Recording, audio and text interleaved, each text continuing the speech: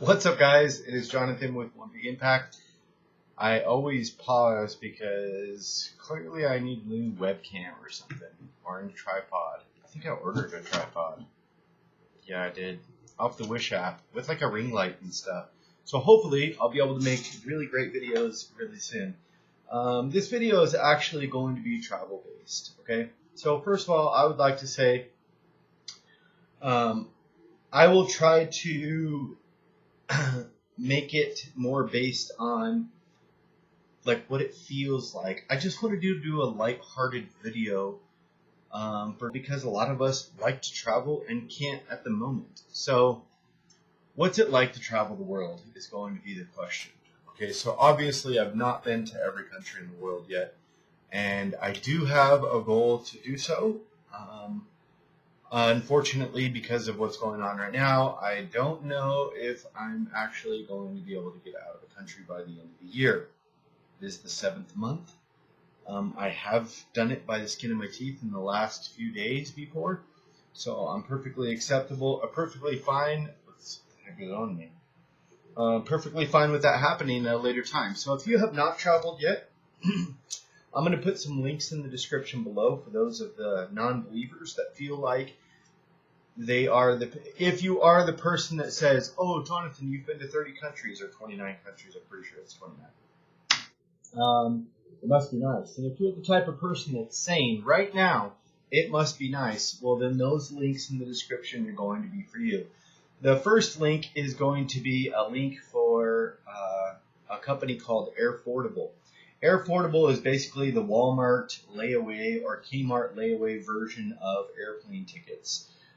So a lot of the times, before I had more money, like I had a better job, like more regular income and stuff like that, as far as the regularity of my funds. So I would get like a regular paycheck, so I could count on that, so I could get tickets a little bit easier. But now my money's kind of all over the place. I'm a personal trainer, so I'm running my own thing and stuff, and it's kind of weird to get money. So the basics of understanding how to travel. First of all, Airfordable, if you go there, you pay a little bit each time. So you pay today, maybe you pay, like say it's a $600 ticket, they want like $150 down, and then you pay 2 or 3 payments of like $100 or whatever it comes out to, and then you pay a small little interest fee, which I think for that one it was like 60 or 70 bucks. And you might be thinking, well, that's a lot. It's actually not a lot compared to, because you're breaking it down. Instead of having to come up with that large sum of money, you can do it smaller bits at a time. The other one will be hotels.com, and I probably don't have to link that one up, but I will link up the Airfordable, because when you use my link, you get $25 off of your first purchase or first like airline, which is really cool. So if it's like a $200 ticket to like Mexico or something, if you live in Arizona or something, then fortunately you may not have much of a percentage to pay. So it could be 25, 30 bucks and not down to like 5 or 10 bucks or something like that. So you just pay your small little incremental pieces of your airline ticket. And that's just for the naysayers that say they can't right away. So what is it like to travel? Well, first of all, that link is going to help you get traveling right away. If I could, I guess I would describe it very similarly to how I describe Paris. Paris I describe as 2 words: beautiful chaos. And I would say travel in itself, and this is just for me, it might not be that for everybody, but I would say organized chaos.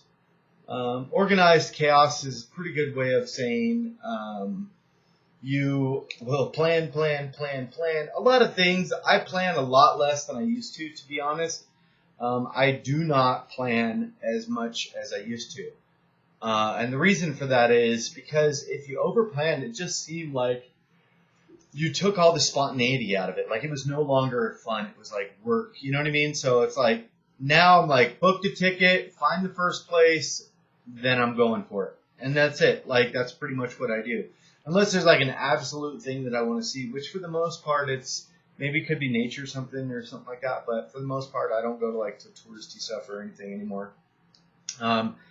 But I would say organized chaos, and a lot of it is chaotic, and a lot of it is stressful, and a lot of it is just like mind-blowing, difficult sometimes. Like, it challenges you mentally, emotionally, physically, and it can be very difficult. But you have a unique situation in this day and age. Obviously, right now we can't travel, but in the realm of the 21st century, you have a very unique situation in which you are in a position to where you can travel, and many people do. You would be surprised. There's got to be more people traveling than there is people doubting nowadays. So if you're a doubter of travel, if you doubt that you can go drive around Ireland for a month or something like that, or Iceland, or cruise on a ship through Norway or something like that, if you think that can't happen for you, well, then you are wildly mistaken, my friend, and you are now in the small fraction that does not believe, because this up-and-coming new generation is very open to travel and very open to understanding that this can be a possibility for them as well as you. So, the other side of travel is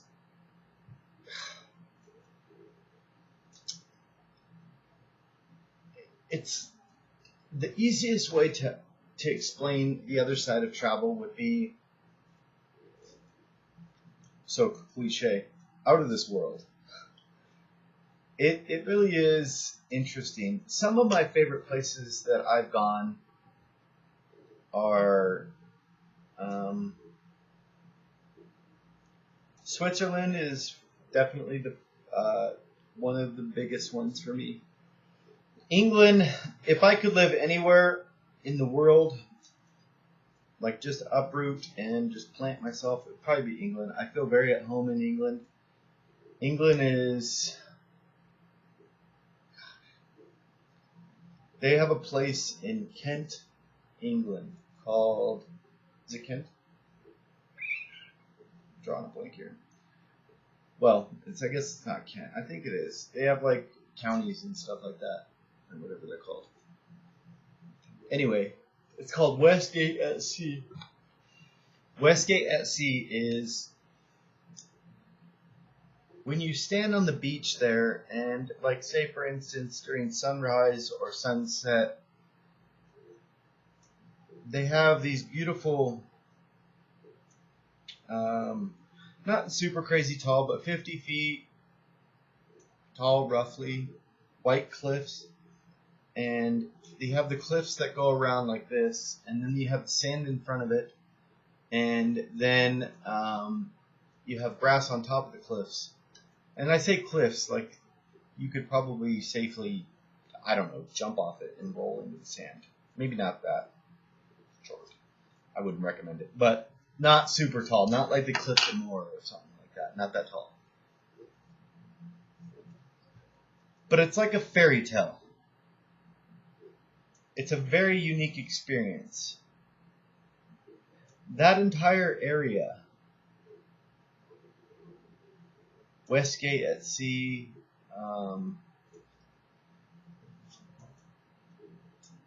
the best recommendation that I could give you when you travel is to get the heck out of the city. Get out of the tourist areas. You don't necessarily have to rent a car, because I honestly have not done that a lot. The only time I did that was when I went with some other people to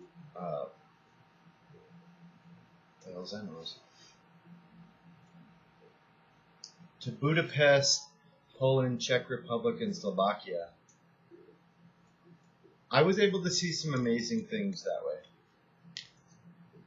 It was not my car, so I would have stopped at different places, and I would have taken my time a little bit more and stuff. The people were going a little bit faster than I was, or needed to.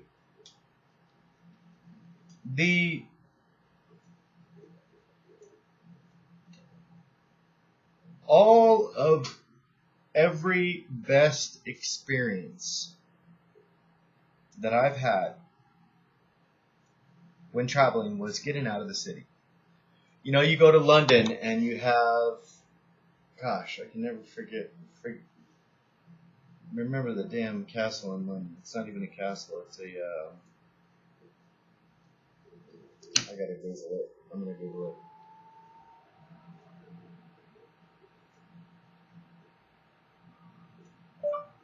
What is the castle in London? Buckingham Palace. No. What is the fort in London? Alright, the fort around London. Things to see in London. Tower of London. Tower of London. You can go to those things and you can stand in massive lines, but it feels like you're in Disneyland. Buckingham Palace, like some of them are so discouraging. Once you've been to one thing, I feel like you've been to them all. Once you've been to one magical museum, you've been to them all. Now, if you are an art person or you like that stuff, then that would probably not pertain to you. You may like to spend 8 days straight at the Louvre in Paris. It's not my thing. I'd rather wander. I like nature. I like getting out and actually seeing the culture. I think next time I travel, I'm going to probably rent a car and go a little bit further into the countryside to actually experience. The difficulties with traveling is what we see on Instagram and what we see on Pinterest, what we see in YouTube videos, a lot of those times is very dolled up and it's very exponentially expanded. I'm not trying to like blow anybody's dreams or anything like that. But you have to get out there and adventure safely, obviously. For instance, in Asia, Hanoi, Vietnam. I think it was Hanoi, Vietnam. In Hanoi, Vietnam, there was a place. We went around on a Friday night and they had like street foods and stuff like that. That was very intense. Okay, it was cool. But when we went up to northern Vietnam on motorcycles to Sapa, which is like we rented motorcycles and we went up there for days and just through the mountains and everything. It was by far the best adventure I've ever been on in my life for traveling. And that was getting out of the city. Way, way out of the city. And it was intense. It really was. I wrecked the motorcycle twice. I got a flat tire in the middle of, I think it was the middle of the night. Was it the middle of the night? Whatever time it was, I remember I had to go. I randomly walked up to this guy's house, and he told me how much it was. His kid woke him up. It was crazy. They fixed my flat tire, and apparently that's a really popular thing out there. And it was interesting. It was a cool, fun learning experience. And then I went ahead of the group to Halong Bay or Cat Ba Island. Cat Ba? Yeah, Halong Bay I didn't go to. They did. But we went back around on the boat and everything. It was an interesting situation. It was a good 14 hours. I was riding at 80, 90 miles an hour on a freeway in Vietnam and in the middle of the night. And my eyes felt like they were going to freaking bleed. And I wear glasses at night, and I did not have my glasses. So it was tough. And the semis are very aggressive. They're very loud. They're bright. Oh my gosh, it was very, very mind-numbing. I got thrown off the road a couple times. It was crazy. Travel does not mean that it has to be stressful, okay? This is just who I am. Some people travel and avoid that stuff, and that's cool. But I think, getting out there and experiencing, things and stuff like that, I think maybe travel's not for you, but maybe you have to travel to see to see for yourself first. I went a good 30-something years, 34 years. Yeah, 34 years, because it just came up in my Facebook thing. I just started traveling 5 years ago. To the day. It was like yesterday. Today was the first time I went to England. And it's very interesting to travel. It is very difficult to come up with the money when you are going with a group of people that are charging you a fee. It is a million times cheaper when you do it by yourself. And I've gotten pretty good at minimizing the cost. I would say on average, a European flight from the West Coast, where I live, is quite more expensive. It's usually going to be between the high 400s to like 600s and 700s. And once you get the ticket, you can get hostels for $10 to $20 a night for really nice ones. You can even get cheap ones for $5, $4, $3, $2 in Vietnam. But as far as like European travel, it could be fairly inexpensive. You could stay a month in a country, aside from your plane ticket, for probably between $500 and $1,000. It's very affordable. Travel, what's it like to travel? Travel is freedom. It's absolute freedom. It really is. You do feel a sense of luck. You feel a sense of, I am really lucky to be traveling. You feel a sense of like, I'm lucky to be alive. I'm lucky to have the opportunity. I got the opportunity to travel with my son, Boo.